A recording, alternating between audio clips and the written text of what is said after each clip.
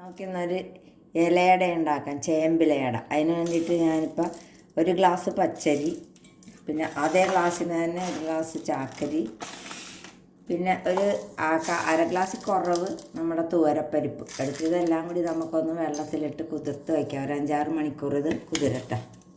ചേമ്പിലയൊക്കെ എടുത്ത് മുറിച്ചെടുക്കാം നല്ലത് നോക്കിയിട്ട്.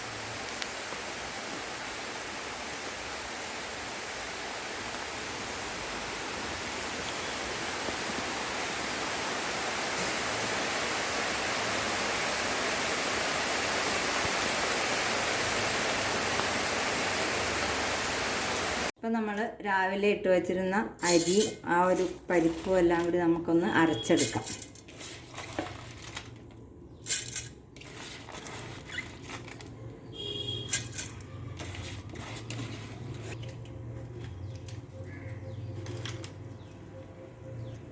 ഇതിലേക്ക് നമുക്ക് ആവശ്യത്തിന് വറ്റൽ മുളക്, എരിവിന് ആവശ്യത്തിന്, കൂടുതൽ എരിവാണെങ്കിൽ കൂടുതലിട്ട് കൊടുക്കാം.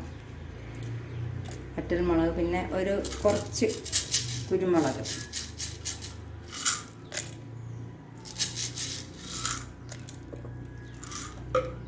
കുറച്ച് ഉപ്പ്, ആവശ്യത്തിന് ഉപ്പിട്ട് കൊടുക്കാം.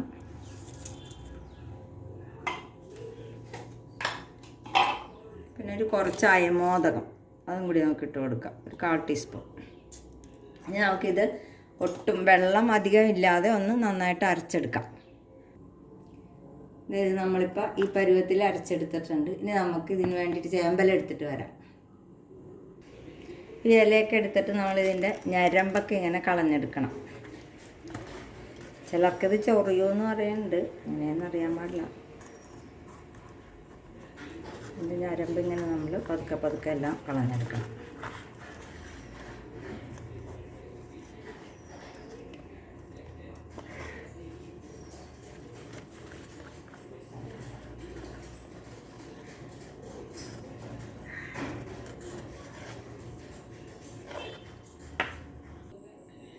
ഇപ്പോൾ ഇലയൊക്കെ നമ്മൾ ഇങ്ങനെ ഇതിൻ്റെ കുറച്ച് കളയാൻ പറ്റണതൊക്കെ കളഞ്ഞ് എടുത്തിട്ടുണ്ട്. ഇനി നമുക്ക് ഇതിന്മേലേക്ക് ഇതൊന്ന് തേച്ച് പിടിപ്പിക്കാം.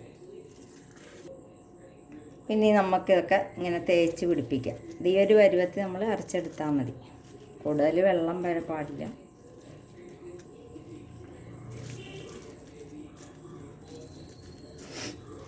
ഇത് കർക്കിടക മാസത്തിൽ ചേമ്പലെടുത്താൽ ചൊറിയില്ലെന്നാണ് പറയുന്നത്.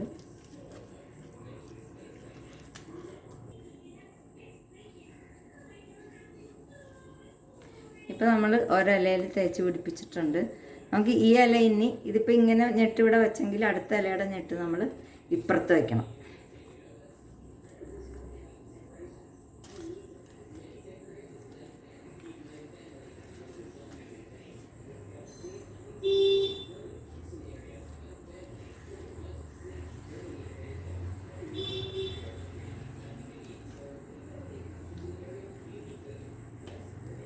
ഇനിയിപ്പോൾ ഈ ഇല ഞാൻ വെച്ച് ഇനി ഞാൻ അടുത്ത ഇല അതുപോലെ തിരിച്ച് നമ്മൾ വയ്ക്കണം. ഇതുമേലും നമുക്ക് നിറച്ച് പുരട്ടാം. ഞാനൊരു 3 ഇല എടുത്തിട്ടുള്ളൂ. ഇനി നമുക്കിതിങ്ങനെ ചുരുട്ടിയെടുക്കണം. അപ്പോൾ ചുരുട്ടുമ്പോൾ നമ്മൾ ഇതിൻ്റെ പുറത്ത് വെച്ചിട്ട് ഇങ്ങനെ ബാക്കിയുള്ളത് നമുക്ക് തേച്ച് കൊടുക്കാം.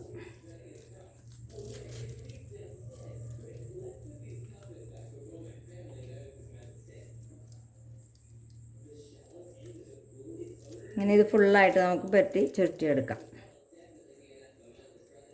ഇതിപ്പോൾ ഞാനെല്ലാം ഇങ്ങനെ ചുരുട്ടിയെടുത്തിട്ടുണ്ട്. ഇനി നമുക്കൊരു ഇഡ്ഡലി പാത്രം വെച്ചിട്ട് അതിൽ വെള്ളം തിളപ്പിച്ച് തന്ന് നന്നായിട്ട് വേവിച്ചെടുക്കാം.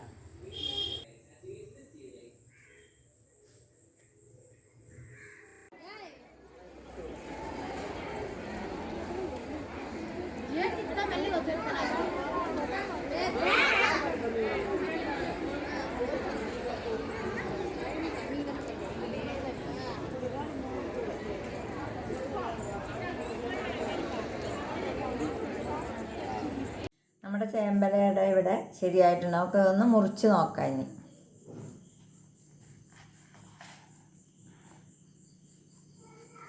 അപ്പോൾ നമുക്കിങ്ങനെ ഓരോ പീസായിട്ട് ഇതിനെ മുറിച്ച് വയ്ക്കുക. ഇത് ചമ്മന്തി കൂട്ടിയോ അല്ലെങ്കിൽ എന്തെങ്കിലും കറി കൂട്ടി വെറുതെ കഴിക്കാനും ടേസ്റ്റായിരിക്കും.